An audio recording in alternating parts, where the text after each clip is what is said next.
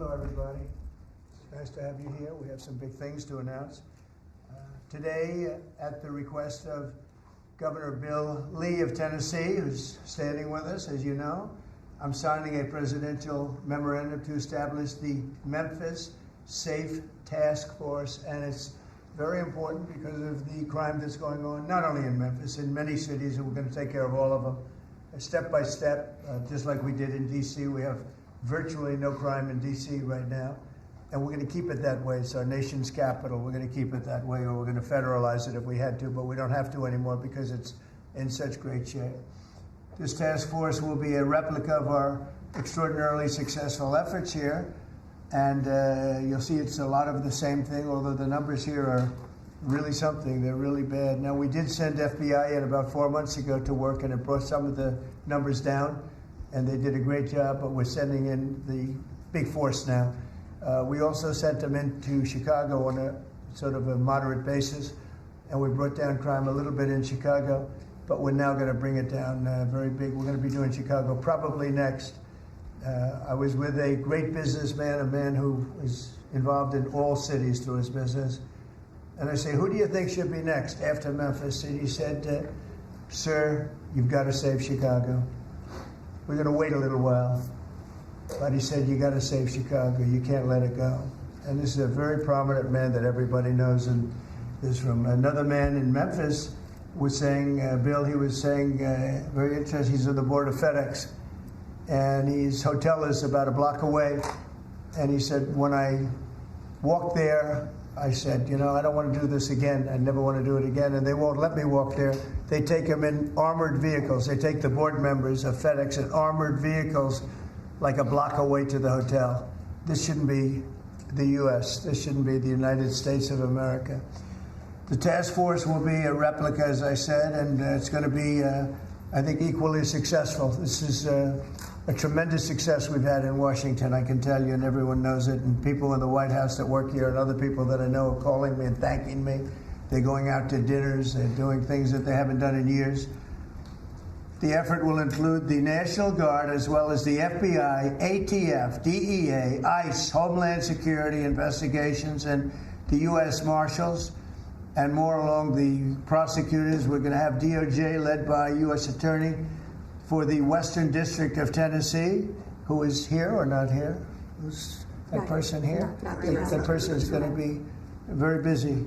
So we're going to have U.S. Attorney for the Western District of Tennessee, and most importantly, Pam Bondi's here. She's heading it up, and she's doing an unbelievable job in every respect beyond this. So also worked with some of the members of the team right here on D.C., and we're very proud of that effort. We essentially had the crime down to a very low rate in 12 days, and within another 10 days after that, it was so incredible.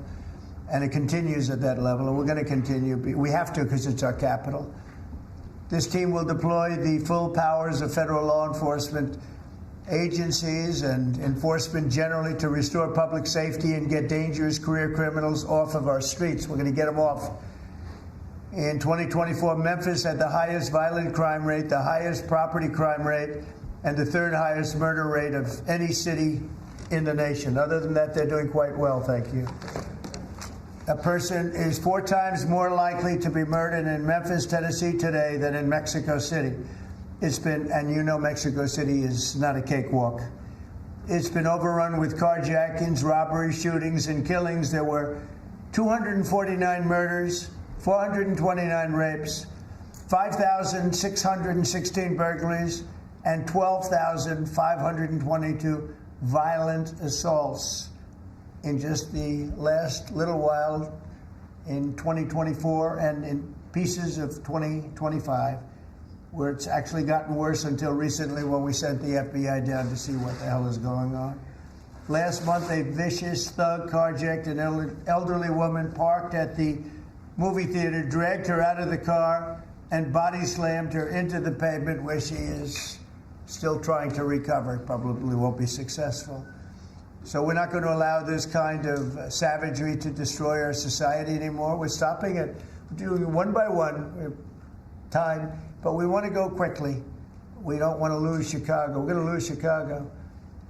We're going to lose places like you go to St. Louis. St. Louis, we're going to lose St. Louis. We're not going to lose. We want to save these places. You're going to lose them. It was the way the man said it. He was a very high quality man. I said, "Who would you do next?" He said, "Sir, do Chicago." You don't want to lose Chicago. We're not going to lose Chicago. So we're going to have to go very big, and we're going to go probably. We're thinking about it for next, Pam. We're going to hold it off. We're going to do some of the smaller ones, and the truth is, our people are so good. Gaddy, you're doing a great job wherever you may be. We're doing so good that I don't think we need too much practice, right? But we got to go and save our big cities, our great cities. Chicago's a great city, and we're going to make it great again very soon. And I think we can do that. Despite the tremendous size, I think we can do a real job, and we're going to give you the resources that you need. So with that, I'd like to just end by saying we're going to make Memphis safe again, and I'd like to ask Governor Bill Lee to say a few words, and then Pam can talk, and anybody else you'd like to talk to. We'll go through the whole list. We have all day long if we have to, because this is a very important thing. We have to save our country from violent crime. So, Bill? Yes, please, sir. please. Mr. President, first of all, thank you. Thank you.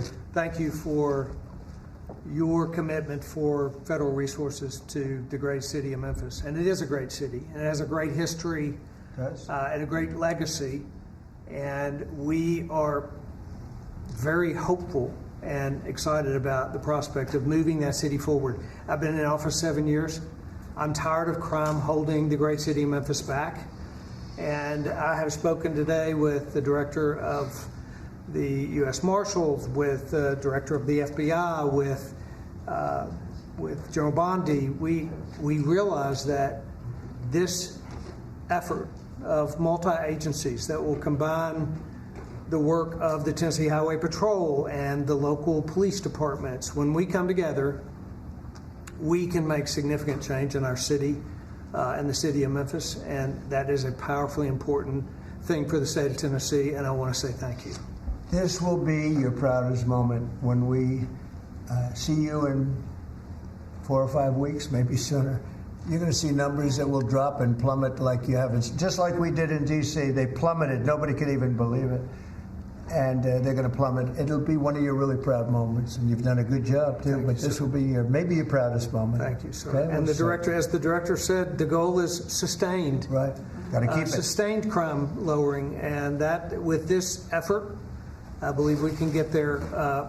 We can finally get there for that city. Yep, we're going to have it sustained a long time. And your people are going to get better and better, and your police force has been terrific. They're working with us very much, as you know. We started it, as I said, on a little basis, and we got it down quite a bit, but now we go in for the big march, okay? And Director Patel and his team have done remarkable work so far. As you know, the numbers are great, and this will be one more step in the right direction for Memphis. That's true. Thank you. He's done a very good job. Thank you very much. Pam, please.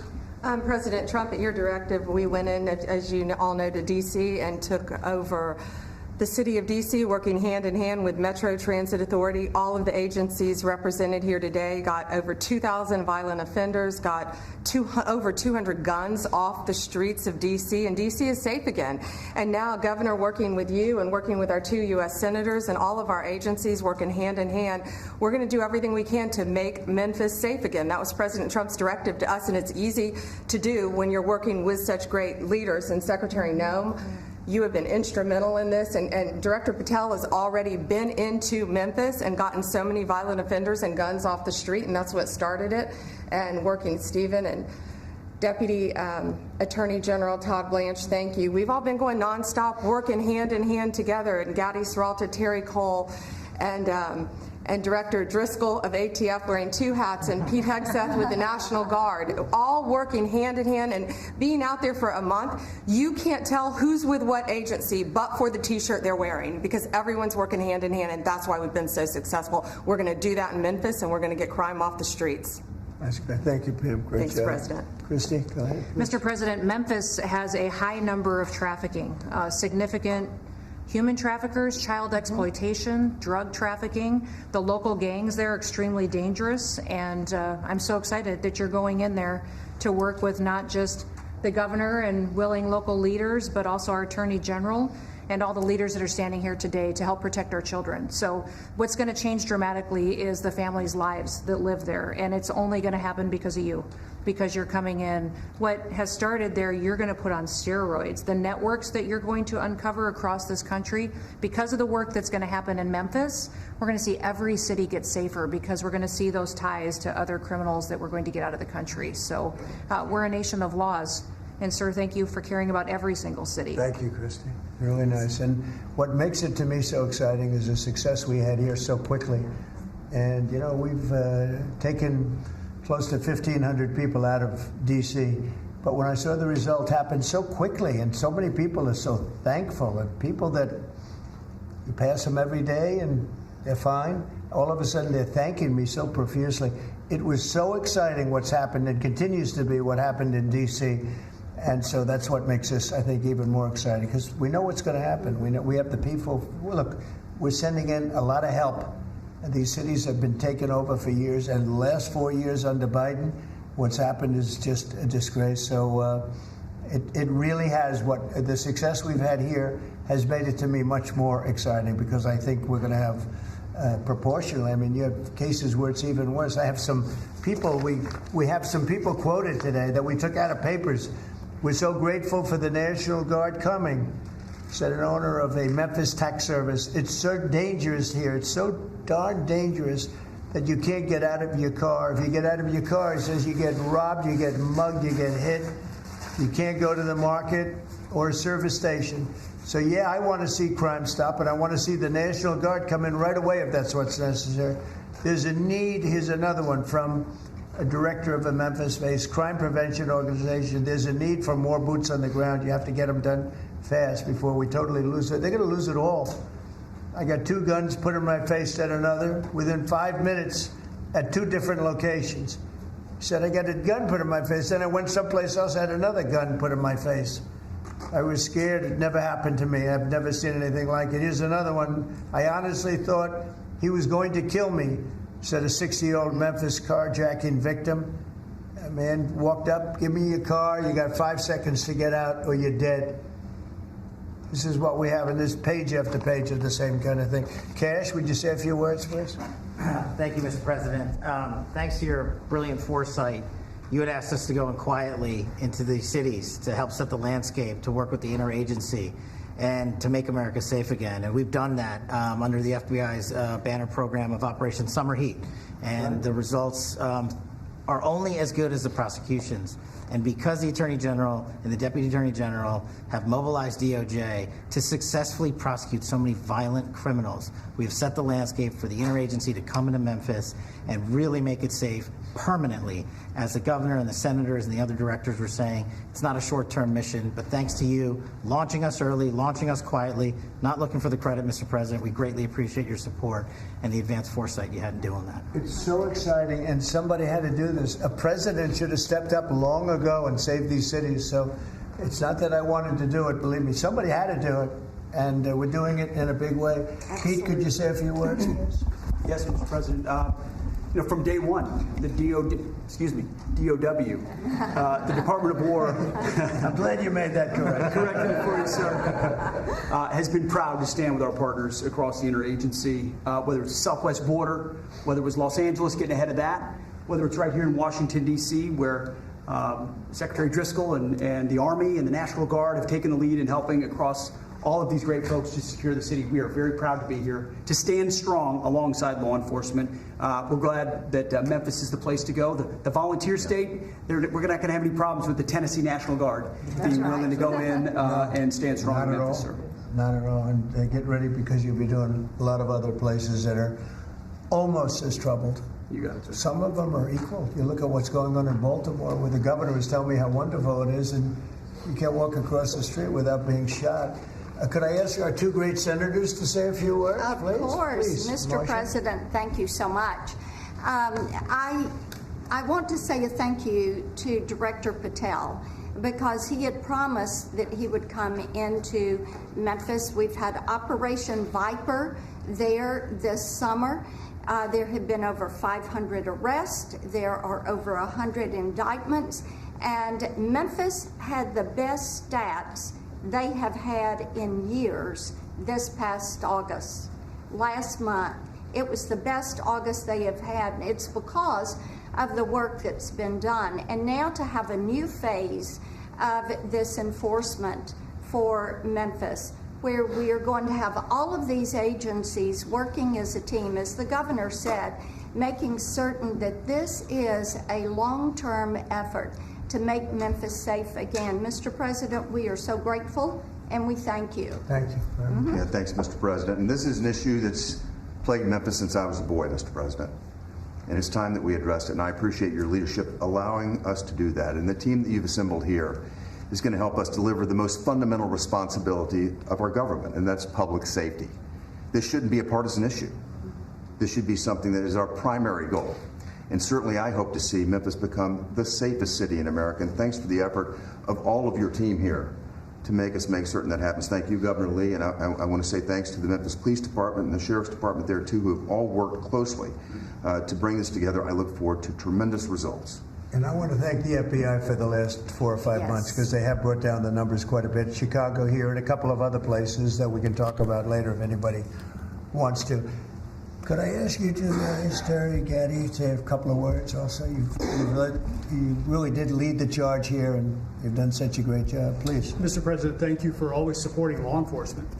I think the major difference here in Washington, D.C. has been your support for law enforcement, has been empowering the men and women that are on the street working every single day.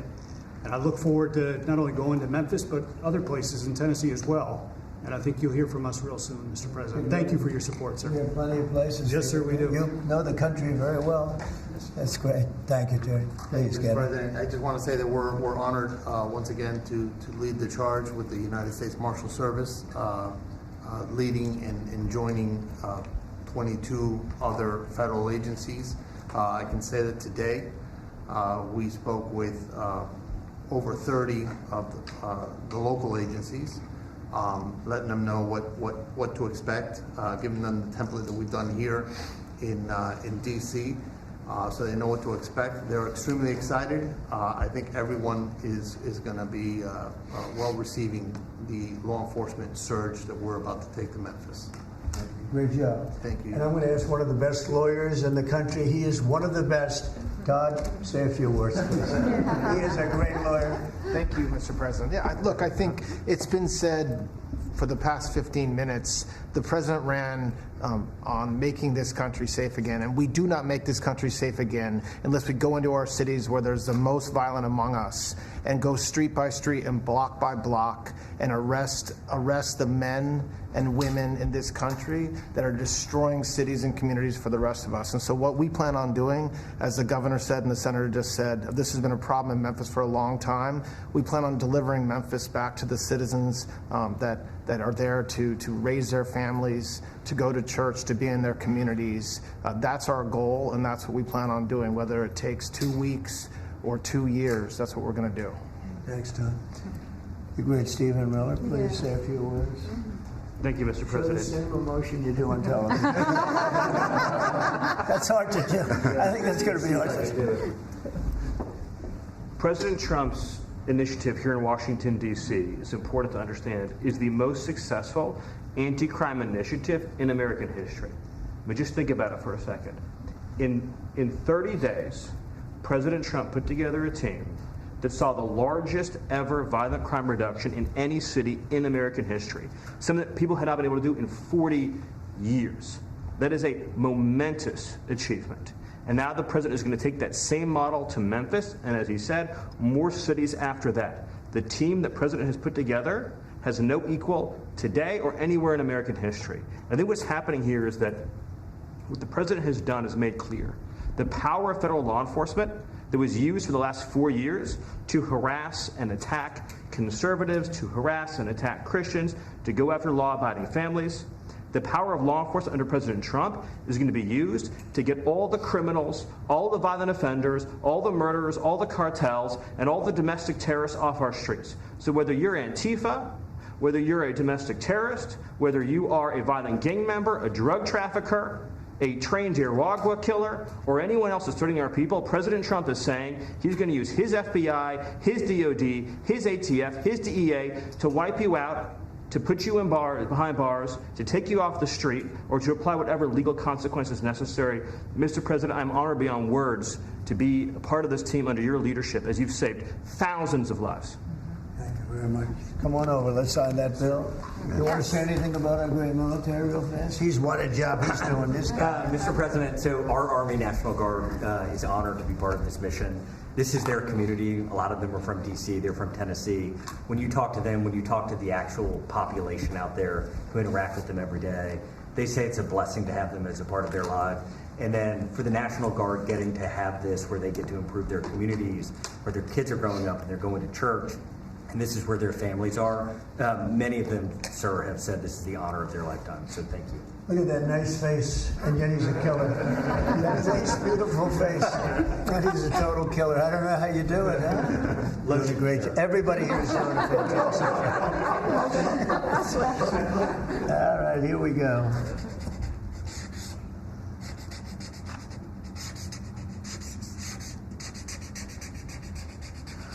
Wonderful. Okay. Wonderful.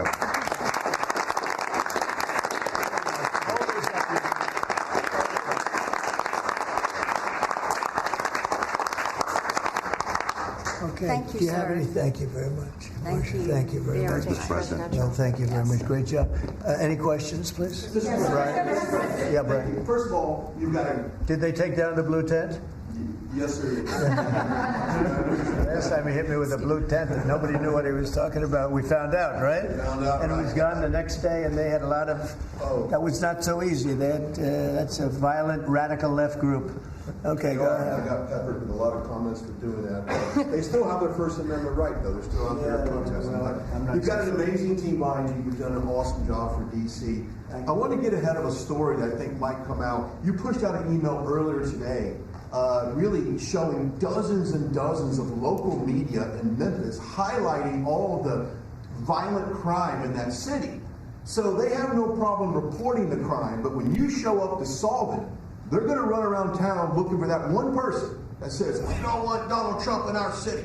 What can you say to the media there in Memphis, Tennessee, to help let them know the people want you there in their city? Well, I'm not sure they found that person, because I saw them doing some interviews, and it looked like they were looking, but they were very. In fact, that producer, that person, I think they lost their jobs because everybody was saying we want Trump to be there. They want the people right here to be there. Look, it's very simple. In Chicago, they're getting beat to hell. They're being shot.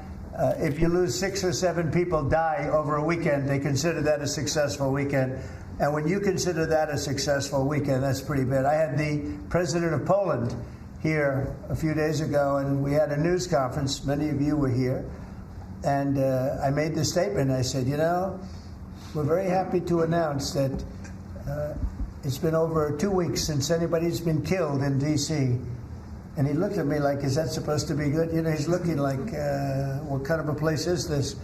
And now it's been a long time, but and as I was saying it, I said, I'm not sure if that sounds good to somebody. It sounded great to you, but it doesn't sound good to somebody from a country where they don't have violent crime like we have. But now it's a long time since that's happened. We went for years where at least one person was killed. Now you're not seeing it all. It's like the border. Millions of people a year ago, millions of people poured into our country. In the last 3 months, there have been 0, as reported by largely Democrats, actually. The border is secure. The country is secure. We've got the hottest country anywhere in the world. And I'll tell you, a year ago, we were a country in tremendous trouble, probably a dead country if it continued. So we're very happy about it. And so just, in terms of your question, people have never seen anything like what we're doing, and I think they're very happy, and they want us to be there. They don't want to be mugged. Who would say, gee, I don't want the National Guard? And you need that in terms of numbers. And also, you look at those guys, I looked at them, they're rough guys. They're, the Supreme Court voted recently on merit. We're a merit-based country again. I said they had tremendous courage to do that. We're a merit-based country again. When I looked at the people that were patrolling the streets for the National Guard and for others, I could see we're merit-based. They were rough-looking, they were tough-looking, and they love our country. So that's where we are, Brian. Thank you. Thank you very much. Yeah, please. Yes. Given with all the that's going on with Charlie Kirk's assassination and Yeah. the left-wing violence going on, do you have plans, and actually this is a great opportunity with all these do you plan on designating Antifa finally a domestic terror organization? Well, it's something I would do, yeah. If I have support from the people back here, I think we'd start with Pam, I think. But I would, if you give me, I would do that 100%. And others also, by the way. But Antifa is terrible. Are there other groups that you can pick up? There are other groups, yeah. There are other groups. We have some pretty radical groups, and they got away with murder. And also, I've been speaking to the Attorney General about bringing RICO against some of the people that you've been reading about that have been putting up millions and millions of dollars for agitation. These aren't protests. These are crimes, what they're doing, where they're throwing bricks at cars of ICE and Border Patrol. And they come in with a beautiful new car. They're so proud. It's Border Patrol, ICE, it's got whatever it is. And they're throwing rocks at it. And after 50 yards, it looks like an old beat-up vehicle. It was just brand new. It was just bought for the purposes. And they don't have to take that anymore. I let it be known. We'll take responsibility. They don't have to take it anymore. And they don't want to take it. They were told by a past administration, it became almost a culture, if somebody throws a rock at you, do nothing. If somebody spits in your face, do nothing. And I say, when they spit, you hit. Do whatever you want. You do whatever the hell you want. I watched it so sick it made me. For 4 years, I had to sit home and watch people screaming at policemen and spitting in their face, and they weren't able to do anything. They just had a grin and bear it. They're standing up like a piece of steel. And a woman, in many cases, women, you can see they're professional agitators. I had one the other night. I had 4 the other night, all in one group, total phonies. I started to scream when I got into a restaurant, something with Palestine. And I said, well, I'm doing a great job for peace in the Middle East. I should get lots of awards for that, right? With the Abraham Accords and everything else. But a woman just stood up and started screaming. And she got booed out of the place, too. There were a lot of people in the restaurant. I went there to show how safe, and it was safe. I mean, the woman is just a mouthpiece. All she was a paid agitator. And you have a lot of them. And I've asked Pam to look into that in terms of RICO, bringing RICO cases against it, criminal RICO, because they should be put in jail. What they're doing to this country is really subversive. Mr. President, can I ask you one on crime and one on Charlie Kirk? You've floated potentially going into St. Louis. You mentioned you want to go into Chicago next. Could St. Louis be after Chicago? It's going to be around there someplace, yeah. We got to save St. Louis. Got to save these cities. This isn't like, we're going to do something. We have to save St. Louis. We have to save Chicago. I know all about Chicago. I have a great, beautiful building. I'm so proud of it. But, you get less proud when you see all the crime. When they announced 2 weeks ago, 11 people killed, this is over a weekend. I think they said 38 people shot and 11 people dead. And then you watch Pritzker get up and say, we've got crime under control. And I will say that Cash and the FBI did a good job. With a very light force, they went in, and for about 4 months, Cash or so, they've been working on keeping crime down. They have brought the numbers down a little bit. But those are the easy numbers. The first 20, 25% are the easy numbers. That's where it gets. Then you have to bring in the big forces, right, which is what we always intended to do. But I think the FBI's did a very good job. In particular, in Memphis and Chicago, they brought it down a little bit. Like 20% and 25%. Well, I guess it's not so little, but we have a long way to go. We think Chicago is going to be next, and we'll get to St. Louis also. And on Charlie Kirk's assassination. And New Orleans we want to get to, too. Your FBI is investigating the potential role of left-wing organizations in the assassination. I'm wondering if you think if Charlie Kirk's assassin worked alone or if he worked with it. I don't know. I mean, I can tell you he didn't work alone on the internet, because it seems that he became radicalized on the internet. That's just by watching same things that you're watching and hearing. It looks like he became radicalized over the internet. And it seems like he has wonderful parents, brought in a wonderful neighborhood, smart guy, great boards, great marks, great student. and then something happened to him over a fairly short period of time. It looks like he was radicalized over the internet, and it's radicalized on the left. He's a left. I have a lot of problems with the left, and they get protected, and they shouldn't be protected. But as you understand, I think very well from the tone of your question. Thank you very much. On Venezuela, sir, and on Israel. First on Venezuela, what can you tell us about this Venezuelan boat that was taken out?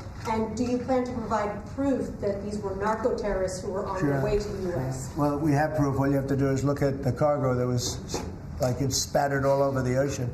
Big bags of cocaine and fentanyl all over the place. And it was, plus we have recorded evidence that they were leaving. We've recorded them. We're very careful because we know you people would be after us. We're very careful. The military has been amazing. And General Kane showed me a little while ago the clip, but you could actually see it. But you don't have to see it because we have recorded proof and evidence. We know what time they were leaving, when they were leaving, what they had, and all of the other things that you'd like to have. But we have noticed that there are no ships in the ocean anymore. We're seeing that there's like no ships, when the first one we went, there were hundreds of boats. Now there are no boats. I wonder why, meaning no drugs are coming across, probably stopping some fishermen too. I mean, to be honest, if I were a fisherman, I wouldn't want to go fishing. Just a nice, let's take a little trip, because I'd say, man, maybe they think I have drugs downstairs. I don't want that. I think the fishing business has probably been hurt, but there are literally no boats. This was a boat, and we were surprised to see it. Now, what does that mean? That means there's no drugs coming by sea, but they do come by land. And you know what? We're telling the cartels right now, we're going to be stopping them too. When they come by land, we're going to be stopping them the same way we stop the boats. And you'll see that. But maybe by talking about it a little bit, it won't happen. If it doesn't happen, that's good. But they killed 300,000 people in our country last year. And we're not letting it happen anymore. And then on Israel, did Bibi Netanyahu speak to you directly to alert you that Israel was going to be striking Hamas sites in Qatar? No, he didn't. Yeah, go ahead. How did you learn of it? Same way you did. Go ahead, please. You mentioned that the shooter was radicalized online. I think so. By the way, when I say that, that's my opinion. I think he was radicalized online based on what they're saying. Do social media companies bear any responsibility for that? And how does that I'm going to have to ask, I don't know, I'd ask Pam that question. I don't know if you or Todd could give an answer to that. Somebody has to bear some responsibility. And President Trump, I've always told parents, you got to watch what your kids are doing on the internet, what they're doing online, what they're listening to, what they're reading. They're all online, they're all on their phones all the time. Parents have got to monitor that, because this starts when you're young. This starts when you're young, when you listen to these groups, when you watch these shows, and parents have got to just be vigilant. So sure, that's part of it, and they're meeting kids online who they think are kids, and they can be anywhere in the world, and talking to them, and yeah, they are being radicalized. Mr. President, he went bad, and he just went bad very quickly in a sense, because he sort of led a very normal life, a life of, great education, schools, everything else, but somewhere along the line, something happened. Yeah, please. Mr. President, how will you send the National Guard into Chicago without the cooperation of the governor and the mayor? Well, if they do cooperate, that's good. If they don't, it's not going to matter to us at all. You know who wants to help us? Police department. They have no respect for the governor. They have no respect for the mayor. They respect us. And we found that in Washington. We haven't had total support in Washington from government, as you know, from everybody. I don't want to say the mayor because she was better than most, but we haven't had great, but we have had great support from the Metropolitan Police. They're like brothers of these people. They're really like brothers. You see that. They work together. And so if the governor wants to support, as I said to Bill, it's going to be his proudest moment, what he's going to do, the governor of Tennessee, what's going to happen with Memphis. And 3-4 weeks we'll stand together and we'll say, look at this, the crime has almost disappeared, maybe completely disappeared. I mean, Washington, they don't even know how to record it because it's down so much. They've never heard. I heard 87% is down. I said, really, who are the 13%? Because it's more than that. It's actually more. Hard to believe, right? You're going to have the same results in Chicago. And we hope we have the governor's help, but if we don't, we're doing it without him. And on this issue, Mr. President, you had the framework that's been agreed to with TikTok, for example. Will China continue to have a stake in the company, or will Well, we haven't decided that, but it looks to me, and I'm speaking to President Xi on Friday for confirmation of that, and, frankly, more importantly, a big deal. And we've had very good meetings. As you know, we were in Europe, our people, Scott Bessent and Jameson Greer, and others. And it was a very big meeting with China. And, they're treating us with respect. We treat them with respect, too. But it was very successful. And on top of it, we have what could be a very good deal. Don't forget, I've had more people say, could you try and keep TikTok alive? I use TikTok. I mean, I have to admit it in the election, and look how I did with youth. No Republicans come close. I blew everyone away. If you look back, not so long ago, Romney, he got like 7% of the youth. I got like 8 times that amount. I got tremendous numbers of youth. By the way, I want to say, Charlie helped me. And Charlie was the one, get on TikTok. He used to say to me, get on TikTok. Charlie was unbelievable. So probably, and I did. I had somebody named TikTok Jack. And he'd put that camera, he said, just a real quick statement, sir, like 10 seconds or less. They didn't like anything over 10 seconds, but it worked. But Charlie is the one that really, and my son Barron also. And I have to say, Don, Eric, the whole group, it's important. And it can maybe even bring us closer to China. We had a very good meeting with China. I was surprised. I didn't expect it to that extent. And I'm going to speak again with President Xi on Friday, and I think that'll confirm things up. Charlie Kirk in crime. I'm Charlie Kirk. Do you plan to speak at the funeral, and what would your message be? Well, I'm going on Sunday. We're taking a whole plane load, and having. I was invited on Saturday, but I said I'd rather save it for Sunday. We're going to have a stadium, and I'll bet that stadium is going to be pretty packed. Maybe completely packed. It's going to be big, but I'm going to be at the stadium, and I guess I'll say a few words. I don't know, but I guess I will. But I knew him very well. He was an amazing guy. He was all about young people, getting them started right. And he was like a magnet for young people. They just attracted to him. He loved them, and they attracted to him. His wife is a tremendous person, by the way. He always had great respect for his wife. He got married. I didn't know he was getting married. I heard he got married, and he loved her. He really loved her. She loved him, and I think she'll have something to do with keeping that whole thing going. Turning Point it became a very big deal, and I heard they had like 38,000. So he wanted to get it up to 20,000 chapters. That's a lot. That would have been a lifetime's work. I heard that over the last 4 days, they have 38,000 people wanted 38,000 chapters at colleges, schools, other places. Numbers that nobody's ever heard of numbers like that. So I think Turning Point could be, through what happened, this horrible act, it could be maybe bigger than it could have ever been had he been there. And I will say this: he'd be very happy if he saw what was going on. And there's some very good people, because I speak at Turning Point quite a bit, and Charlie would call me up. So the last time I spoke to him, he said, sir, I think it was Phoenix, sir, could you get to Phoenix? This was like in a day. I said, Charlie, I'm the President of the United States. You're calling, asking me if I could speak tomorrow in Phoenix. You can't do that to me, Charlie. But usually I ended up going. He was great. He was a great guy, and he didn't deserve this. He didn't deserve this, believe me. Ilhan Omar, after his assassination, called Charlie Kirk a reprehensible human being. Should she be stripped of her community assignments? I would say, I think she's a disgraceful person. I think she's a disgraceful person, a loser.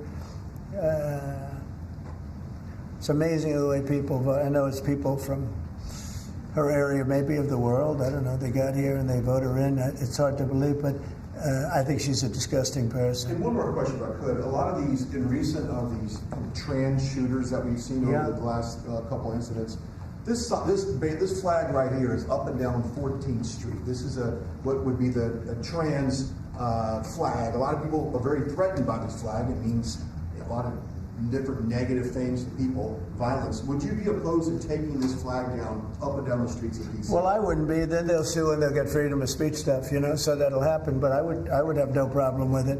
I will say, and Steve might just mention this, Todd, you might mention it too, because we're putting out an order. Freedom of speech means you can burn the American flag, which I think is horrible.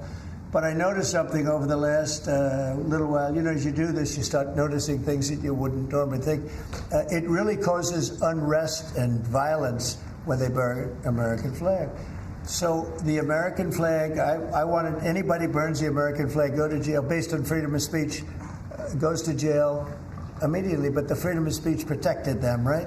And that's been argued a couple of times, and it's one of those things. But you know what hasn't been argued, and we're going to be arguing it, I think, very soon, and that's the violence. They incite violence. So I saw it just yesterday, they burned the American flag, and people that were there were fine, and all of a sudden they're going crazy, and there's fist fights. It wasn't in Memphis either. But I will say, it incites violence. And I think you just do the exact same thing. Don't use freedom of speech. Use the incitement of violence. I mean, it's really, you got to see, these people were going at it. Yeah. And, you could burn other things and people just sit there, they fall asleep. You burn the American flag, and on both sides. But the level of violence I saw this flag burning cause was incredible. It was an incitement. So I hope you guys are going to be able to do that, Pam, right? Well, there's also groups called Trans-Tifa. So perhaps if you can label them a domestic terrorist group, then you can, in all reality, you could take that flag down because it would represent the Trans-Tifa. I think you probably could. Again, you'll be sued, and it's okay. I've been sued before a couple of times, you may have seen. Anyway. Netanyahu said that he doesn't rule out targeting Hamas anywhere they are. You said that you don't want to see Qatar hit again. Are there any guarantees that Qatar... Well, he won't be hitting in Qatar. As I say, I call it Qatar, you call it Qatar. You're actually more right, but actually you're allowed to go. The Emir said, you can say it any way you want, but I've always thought of it as Qatar. I think it's a beautiful sound. And actually, they've been a very good ally. And a lot of people don't know that.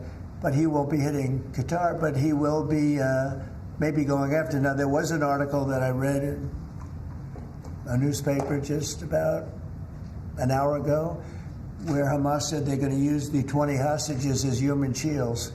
They're going to bring them up from the dark tunnels, and they're going to put them in the line of fire so that if Israel goes forward, they're going to die. And I thought that was very terrible, and I put out a statement on that. You saw that.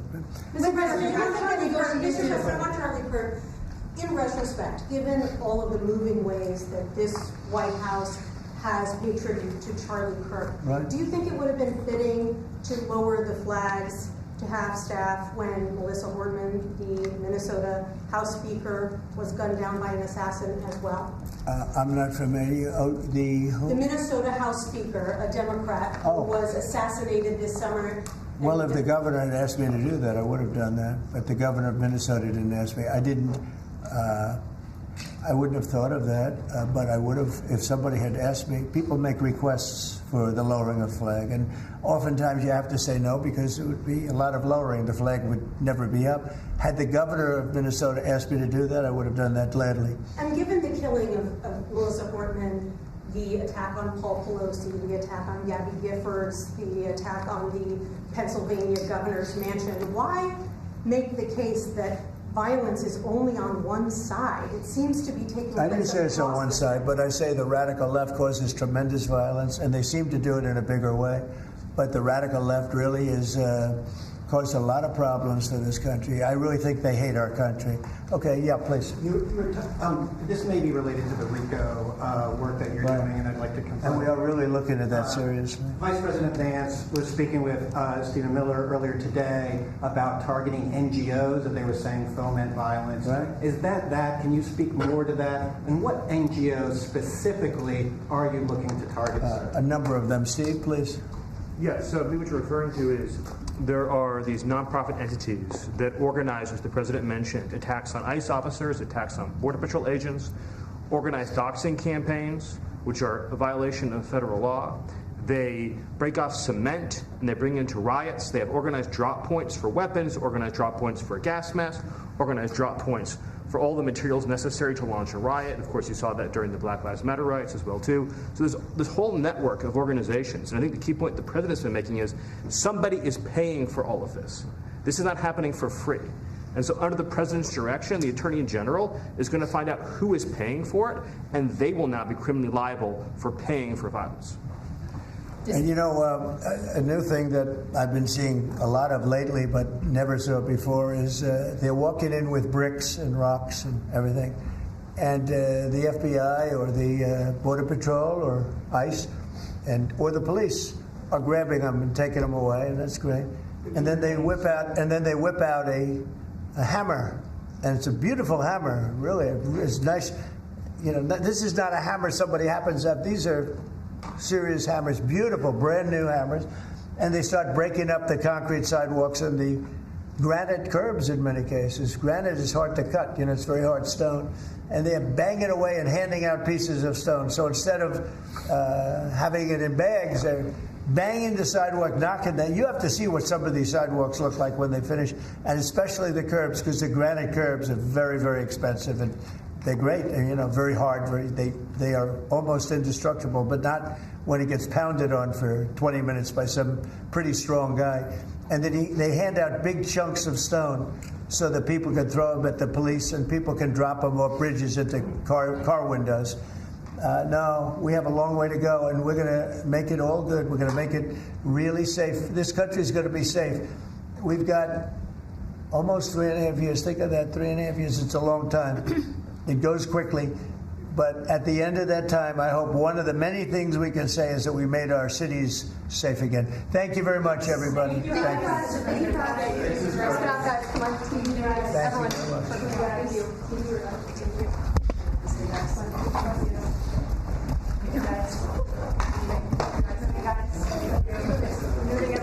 Thank you